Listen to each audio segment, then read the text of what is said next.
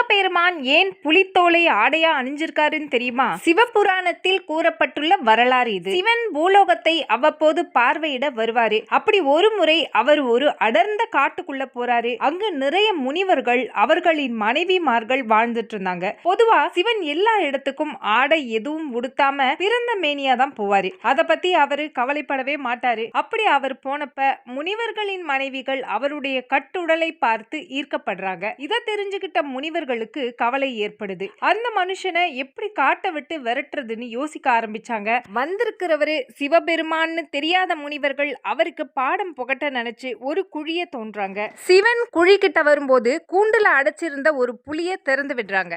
ஆதியோகியான சிவன் ஒரே நிமிஷத்துல அந்த புலிய கிழிச்சு அதன் தோலை போத்திக்கிறாரு. அரண்டு போன முனிவர்களுக்கு அப்பதான் புரியுது, வந்தது சாதாரண மனுஷன் அல்ல, சிவபெருமான். அப்பையில இருந்துதான் சிவபெருமான் புலித்தோலை ஆடையா உடுத்துறாரு.